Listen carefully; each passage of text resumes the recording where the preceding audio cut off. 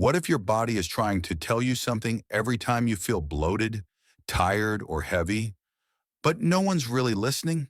You've tried drinking more water, eating more fiber, cutting out this or that. Maybe your doctor even told you it's normal to go every few days, but deep down, you know something's off. I had a patient, 68 years old, who told me, "Doc, I plan my whole life around the bathroom, and most of the time, nothing comes out." That's not normal. Today, I want to take you through something most doctors overlook, the silent crisis of constipation. Why it's not just about going to the bathroom, why fiber isn't always the answer, and how you can finally find relief naturally, safely, and backed by science. This is for you if you've tried everything and you're still stuck. Let's change that. Most people think constipation just means not going enough, but that's only part of the story. Constipation shows up differently for everyone. For some, it means going less than 3 times a week. For others, it's hard, dry, or lumpy stools that feel like rocks. Some people strain and push, but still feel like they haven't fully emptied. And surprisingly, you can go every day and still be constipated if you never feel that full sense of relief. So let me ask you, when was the last time you finished a bowel movement and thought, that felt complete? If it's been a while, your body may be telling you something. Doctors use something called the Bristol stool scale to classify stool types. The healthy ones, type 3 or 4. But if yours looks like marbles, type 1, or is constantly loose but incomplete, type 6, your gut is out of balance. Constipation isn't just about frequency, it's about quality. It's about that clean, comfortable feeling when everything is working right. And yes, you deserve that. A lot of people shrug off constipation. I only go every few days, it's fine. But it's not just about inconvenience. It's about what's happening inside your body. Your gut is one of your major detox pathways. Your liver, gallbladder, and pancreas all dump waste into your intestines. If that waste sits too long, toxins can get reabsorbed, circulating back into your bloodstream. That can spark chronic inflammation, and inflammation doesn't stay put. It affects your immune system, your skin, your energy, even your brain. Did you know over 90% of your serotonin, your feel-good brain chemical, is made in your gut? So when your gut is sluggish, your mood often follows. That's why chronic constipation can be linked to depression and anxiety. For women, it's even more complex.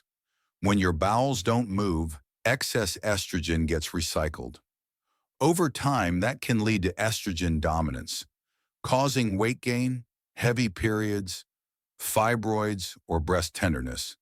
And if you've ever dealt with hemorrhoids or diverticulosis, you know the physical toll of straining, pain, pressure, even bleeding. Constipation isn't just a bathroom issue, it's a full-body burden. And the longer it's ignored, the deeper it impacts every part of your health. But here's the good news. Once your gut flows freely, everything else can start to shift, from your mood to your hormones to your sense of vitality. Let's talk about one of the biggest myths in digestive health. If you're constipated, just eat more fiber. Sounds simple, right? But for many people, that advice makes things worse. I've had patients come to me in tears. "Doctor, I started adding flax, oatmeal, chia seeds, and I felt like I was going to explode." Here's why. Fiber bulks up your stool. That's great if your gut is already moving. But if your system is clogged or inflamed, piling on fiber is like stuffing more clothes into a jam washing machine. It doesn't help. It hurts. Think of your gut like a sink. If the drain is clogged, you don't just pour in more water, you unclog it first. The same goes for your bowels. Before we add bulk, we need to restore flow. Once that's in place, then yes, fiber can help maintain regularity. But if you're bloated, cramping, or going days without relief, fiber might be the wrong first step. You don't need more pressure. You need movement. So if fiber isn't always the answer, what's really behind chronic constipation? There are two main types. Primary constipation, where the muscles or nerves of the colon don't work properly, and secondary constipation, caused by something else, like diet, medications, hormones, or lifestyle. Let's start with the most common, the standard American diet, loaded with processed foods, sugar, and low in natural fiber. Think donuts, pizza, burgers. This diet starves your gut microbiome and dries out your stools. Then there's dehydration. If you're drinking coffee, tea, or soda all day, you're likely flushing out more water than you're taking in. Your body compensates by pulling water from your stool, leaving it hard and difficult to pass. Lack of movement is another big culprit. If you sit all day, your gut slows down with you. Even light walking can stimulate the natural rhythm of your intestines. Hormones play a role too.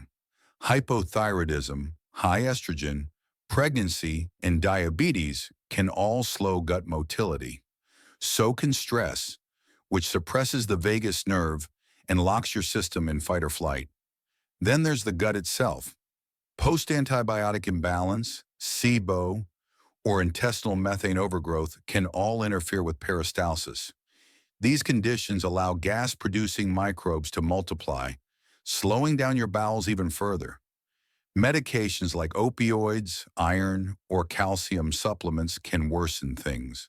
And sometimes the issue is structural, like pelvic floor dysfunction or dyssynergic defecation after childbirth or surgery. Bottom line, constipation isn't just part of aging.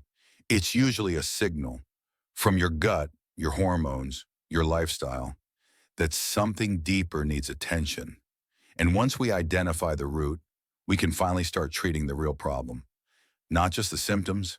Now that you understand the root causes, let's talk about how to actually fix constipation, naturally and without long-term dependence on laxatives. This is the same protocol I've used in my practice with hundreds of patients. We keep it simple. We focus on movement first, then maintenance. Step 1. Magnesium, the gentle mover. Most of us are deficient in magnesium, especially as we age. And here's the thing. Magnesium doesn't force your bowels to move. It works with your body, drawing water into the colon to soften the stool. I recommend a balanced blend. Magnesium glycinate, citrate, and malate. Glycinate is calming, good for sleep and anxiety. Citrate supports digestion and regularity. Malate boosts energy. Together, they form a gentle, effective team. Take it at bedtime and let it work overnight. It's not habit-forming, doesn't cause dependency, and supports your body in more ways than one. In fact, a clinical trial in Japan showed magnesium oxide significantly improved bowel movement frequency in adults with chronic constipation. Step 2. Motility activator. Wake up your gut's rhythm.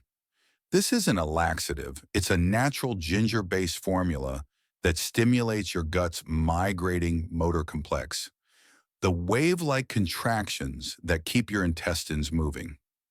Think of it like resetting the rhythm of your digestive tract while you sleep. Take it at night and let your gut do the work by morning. Step 3. Digestive enzymes. Reduce bloating, improve breakdown. Many people with constipation also feel heavy, bloated, or gassy after meals. Enzymes help break down fats, proteins, and carbs, so your food moves more efficiently and your microbiome stays balanced. They also help break apart biofilms, those protective layers that bad bacteria use to hide. So not only do enzymes reduce symptoms, they help restore gut balance. These three tools, magnesium, motility activator, and enzymes, are powerful on their own. But together they help unclog the drain, restore natural movement, and make you feel lighter, clearer, and more in control. Start here. Let your body reset. Then we can talk about adding fiber back in. Once your bowels are moving and the bloating eases up, it's time to rebuild the gut from the inside out. And that means restoring your microbiome, the trillions of bacteria that support digestion, immunity, and overall health. Here's how we do that, gently and naturally. Probiotics reintroduce the good guys. When your gut has been inflamed or backed up for months or years, chances are the balance of good bacteria is off. High-quality probiotics can help restore that balance. I typically recommend formulas with lactobacillus and bifidobacterium strains, especially for people over 60. These strains are well-researched and shown to support bowel regularity, reduce inflammation, and even help mood. And if you've been struggling with IBS symptoms like bloating or discomfort, there's another probiotic you should know about, Saccharomyces boulardii. It's a probiotic yeast that helps crowd out bad yeast like Candida, reduce diarrhea, and rebalance gut terrain after antibiotics. Prebiotics. Feed the flora. Now that you've added in the good bacteria, it's time to feed them. Prebiotics are special plant fibers that nourish probiotics and help them thrive. One of my favorites? Green banana resistant starch combined with larch arabinogalactans. These are gentle, effective prebiotics that support satiety, metabolic health, and smoother bowel movements. Start slow, just 1 to 2 scoops per day, and increase gradually. Too much too soon can lead to gas or discomfort. Postbiotics. Heal the gut lining. Postbiotics are the end result of healthy digestion. One of the most powerful is butyrate, a fatty acid that strengthens the gut lining, reduces inflammation, and supports colon health. If you've been constipated for a while, your body may not be making enough of it. But supplementing with butyrate can restore integrity to the gut wall and gently improve motility.